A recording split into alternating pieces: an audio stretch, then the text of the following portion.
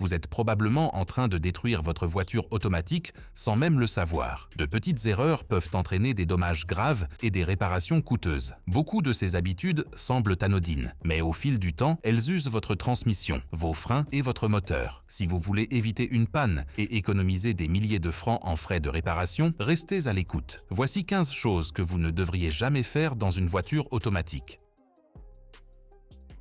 Imaginez que vous êtes pressé. Vous sortez d'un endroit de stationnement en marche arrière et avant que la voiture ne s'arrête complètement, vous passez directement en marche avant. Cela semble rapide et sans risque, mais chaque fois que vous faites cela, votre transmission encaisse le coup. Au lieu de laisser les freins faire leur travail, vous forcez la transmission à absorber l'élan de la voiture. Les transmissions automatiques ne sont pas conçues pour ce genre de stress. Les bandes internes et les embrayages s'usent plus rapidement et si vous en faites une habitude, vous pourriez faire face à des dommages graves. Les réparations de transmission en Europe coûtent souvent des milliers d'euros, ce qui en fait l'une des réparations automobiles les plus coûteuses. Les boîtes de vitesse modernes ont des fonctionnalités de sécurité pour empêcher une défaillance instantanée, mais elles ne peuvent pas arrêter les dommages à long terme, même à basse vitesse, comme passer en mode conduite en roulant à 10 km/h. Vous pourrez sentir la voiture faire une secousse, c'est un signe évident de pression sur le système.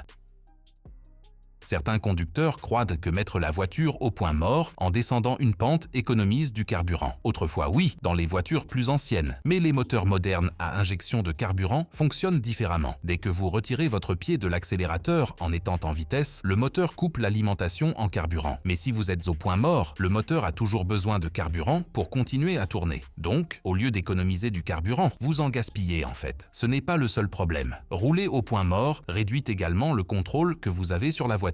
Vous perdez le frein moteur qui vous aide à ralentir votre voiture sans trop utiliser les freins. Sur les routes avec des pentes raides, compter uniquement sur les freins peut entraîner une surchauffe. Si le liquide de frein devient trop chaud, les freins pourraient cesser de fonctionner quand vous en avez le plus besoin. Il y a un autre risque. Si vous êtes au point mort et devez soudainement accélérer, peut-être pour éviter une voiture qui dévie dans votre voie, vous devez d'abord passer en vitesse. Ce petit délai peut être dangereux.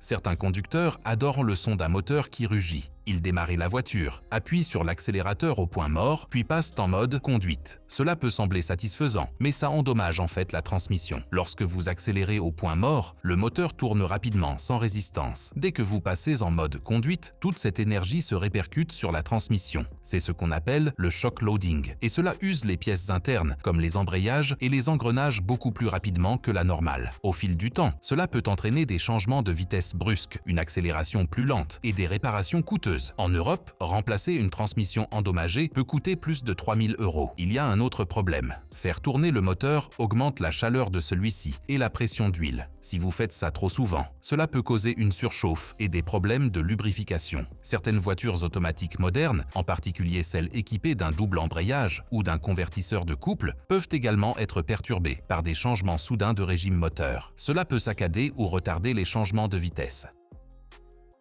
Certains conducteurs pensent qu'utiliser les deux pieds dans une voiture automatique leur donne un meilleur contrôle. Un pied pour l'accélérateur et un autre pour le frein. Cela semble être une bonne idée, n'est-ce pas? Ce n'est pas le cas. En fait, cela rend votre conduite plus dangereuse. Voici pourquoi. Dans un moment de panique, appuyer sur les deux pédales en même temps est beaucoup plus probable. La voiture ne saura pas ce que vous voulez, accélérer ou ralentir. Cela peut entraîner une accélération soudaine quand vous vous y attendez le moins. Une erreur d'une fraction de seconde comme celle-là peut causer un accident. Même si vous n'appuyez pas sur les deux pédales en même temps, garder votre pied gauche sur le frein peut toujours causer des problèmes. Une pression légère, même involontaire, fait surchauffer et s'user les freins plus rapidement. Des freins surchauffés ne fonctionnent pas aussi bien et en cas de véritable urgence, ils pourraient tomber en panne. Il y a aussi un autre problème. Si vos feux de freinage sont toujours allumés parce que votre pied repose sur la pédale, les autres conducteurs pourraient être confus. Ils ne sauront pas quand vous vous arrêtez réellement, ce qui augmente le risque d'un accident par l'arrière. En Europe, la sécurité routière est une grande préoccupation. En 2022, 20 653 personnes ont perdu la vie dans des accidents de la route. Beaucoup d'entre eux étaient dus à de simples erreurs de conduite. Certains conducteurs passent au point mort lorsqu'ils sont à un feu rouge, en pensant que cela aide la voiture, moins de contraintes sur le moteur, peut-être même économiser du carburant. Mais ce n'est pas vraiment le cas. Les voitures modernes sont conçues pour gérer le ralenti sans problème. Beaucoup ont des systèmes start-stop qui éteignent automatiquement le moteur lorsque vous êtes arrêté. Si vous passez manuellement au point mort, vous perturbez un système conçu pour faire le travail à votre place. C'est aussi un risque pour la sécurité. Si quelque chose se passe, comme une voiture qui fonce sur vous par derrière, vous pourriez avoir besoin de bouger rapidement. Mais si la voiture est au point mort, vous devez repasser en mode conduite avant de pouvoir partir. Ce délai pourrait vous coûter de précieuses secondes. Passer en mode stationnement avant que votre voiture ne soit complètement arrêtée est l'une des pires choses que vous puissiez faire à votre transmission. C'est comme essayer de verrouiller une porte en mouvement. À l'intérieur de votre transmission, une petite pièce métallique appelée cliquet de stationnement verrouille la tige de sortie lorsque vous mettez la voiture en mode stationnement. Si la voiture roule encore, ce minuscule morceau de métal absorbe toute la force. Avec le temps, il peut se casser. Et une fois qu'il est cassé, le réparer n'est pas à moindre coût. Certaines réparations nécessitent de démonter toute la transmission. Cela peut coûter des milliers d'euros. Encore pire, si le cliquet est endommagé, il pourrait ne pas maintenir votre voiture en place lorsqu'elle est garée. Si votre voiture est sur une pente, elle pourrait commencer à rouler. Un léger choc d'un autre véhicule ou un vent fort pourrait la faire bouger. Ce n'est pas seulement une facture de réparation, mais aussi un accident grave qui attend de se produire.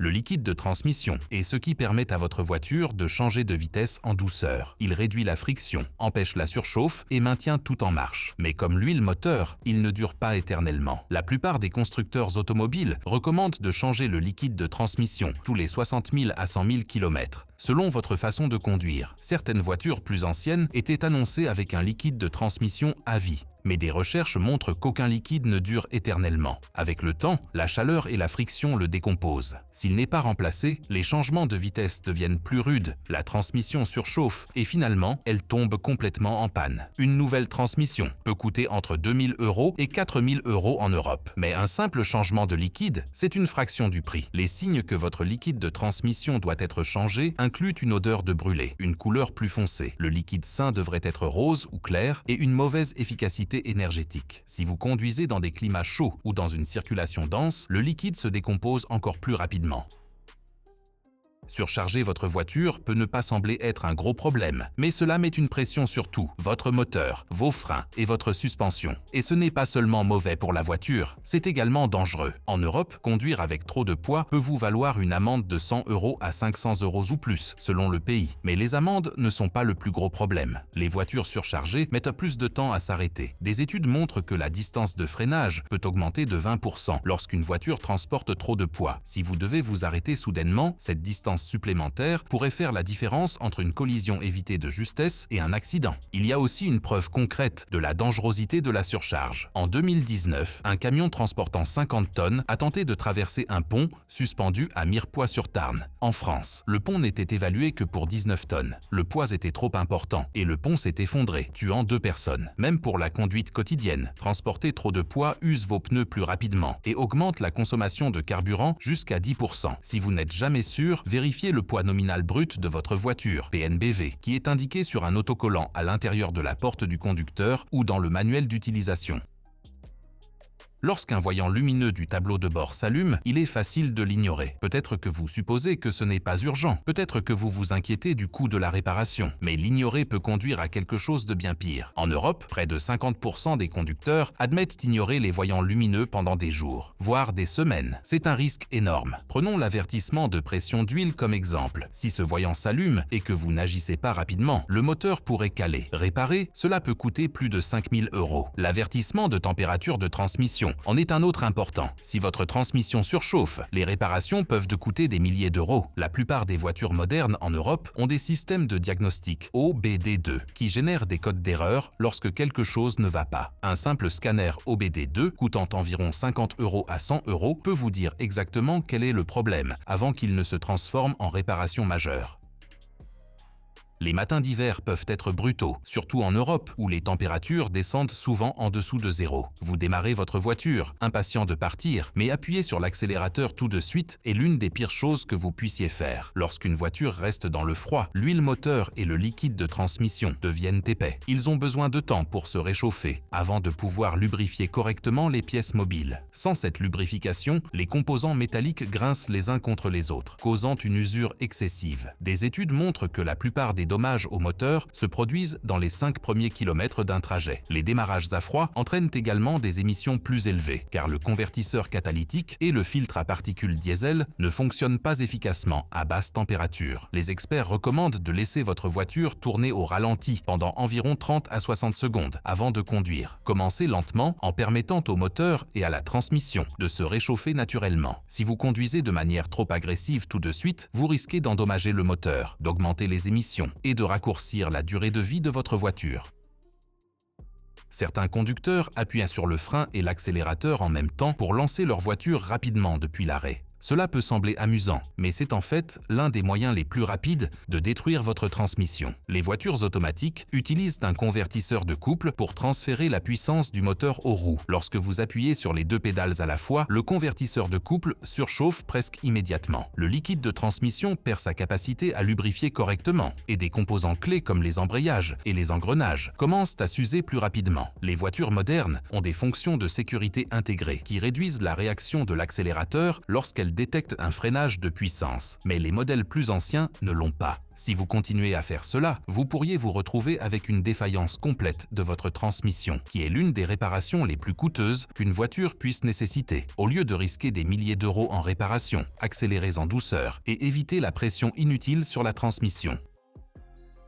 Beaucoup de conducteurs développent l'habitude de poser une main sur le sélecteur de vitesse en conduisant. Cela semble sans risque, mais en réalité, ça peut entraîner de graves problèmes de transmission au fil du temps. Les sélecteurs de vitesse automatiques sont connectés à des pièces internes, comme les joints d'arbre longitudinales et les tiges de contrôle. Ces pièces sont conçues pour des mouvements brefs, pas pour une pression constante. Lorsque vous posez votre main sur le sélecteur de vitesse, même avec une pression légère, cela cause une usure inutile et peut éventuellement conduire à des engrenages désalignés, ou même à une défaillance complète du mécanisme de changement de vitesse. La sécurité est un autre problème. Les réglementations européennes de conduite mettent l'accent sur le fait de garder les 2 mains sur le volant pour un meilleur contrôle. Si une urgence se produit, avoir une main sur le sélecteur de vitesse réduit votre capacité à réagir rapidement. Au lieu de cela, utilisez l'accoudoir ou gardez les 2 mains sur le volant pour éviter une usure inutile et améliorer votre contrôle sur la route. Les routes inondées sont plus dangereuses qu'elles n'en ont l'air. De nombreuses villes européennes font face à des crues soudaines. Et rien qu'en 2023, les dommages routiers liés aux inondations ont coûté environ 230 millions d'euros. Conduire en eau profonde peut facilement détruire votre moteur et votre transmission, en particulier dans les voitures automatiques, avec des prises d'air basse et des évents de transmission. Si l'eau pénètre dans le système d'admission d'air, elle peut causer un verrouillage hydraulique, une situation où l'eau pénètre dans les cylindres du moteur. Contrairement à l'air, l'eau ne peut pas être comprimée. Lorsque les pistons essaient de la comprimer, ils peuvent se plier, se fissurer ou même se casser. Ce genre de dommage au moteur est souvent irréparable. Même si l'eau n'atteint pas le moteur, elle peut s'infiltrer dans les composants électroniques situés sous les sièges ou les planchers. Cela peut entraîner des pannes électriques et de la corrosion, qui sont vraiment coûteuses à réparer. Si vous voyez de l'eau stagnante devant vous, ne prenez pas le risque. La plupart des voitures ne peuvent rouler que dans environ 10 pouces d'eau, avant que des dommages ne deviennent réellement envisageables. Faire rouler votre voiture avec peu de carburant n'est pas seulement un inconvénient, cela peut en fait endommager votre système d'alimentation en carburant. Dans les voitures automatiques, la pompe à carburant se trouve à l'intérieur du réservoir d'essence et dépend du carburant à la fois pour le refroidissement et la lubrification. Lorsque le réservoir est bas, la pompe est exposée à l'air, ce qui la fait surchauffer et s'user plus rapidement. Au fil du temps, les sédiments du fond du réservoir de carburant sont aspirés dans le système, obstruant les filtres à carburant et les injecteurs. Cela réduit l'efficacité du moteur et peut entraîner des défauts d'allumage. Beaucoup de conducteurs ne réalisent pas que dans les climats plus froids, les niveaux de carburant bas peuvent également causer de la condensation à l'intérieur du réservoir. Cette humidité peut geler dans les tuyaux d'alimentation en carburant, bloquant ainsi l'arrivée d'essence vers le moteur. Conduire de manière agressive peut sembler excitant, mais cela met une pression inutile à votre voiture automatique. Contrairement aux transmissions manuelles, les automatiques dépendent de la pression hydraulique et des convertisseurs de couple pour changer de vitesse. Une accélération soudaine force la transmission à travailler plus dur que nécessaire, ce qui peut surchauffer le liquide et user les composants internes. Le freinage brusque est tout aussi mauvais. Il exerce une pression excessive sur les plaquettes et les disques de frein, les faisant s'user plus rapidement. Les disques de frein surchauffés peuvent même se déformer, entraînant un freinage inégal et une puissance d'arrêt réduite. Les lois européennes sur la sécurité routière sont devenues plus strictes ces dernières années. En 2022, les nouvelles voitures devaient inclure des systèmes de freinage d'urgence autonome, AEB, pour réduire les accidents. Mais la conduite agressive peut interférer avec ces fonctions de sécurité, les rendant moins efficaces lorsque vous en avez réellement besoin. Prendre soin de votre voiture automatique ne concerne pas seulement l'entretien régulier. Il s'agit également d'éviter les mauvaises habitudes de conduite qui peuvent entraîner des réparations coûteuses. Quelques changements simples peuvent maintenir votre transmission, votre moteur et votre système de carburant en bon état de marche pendant des années.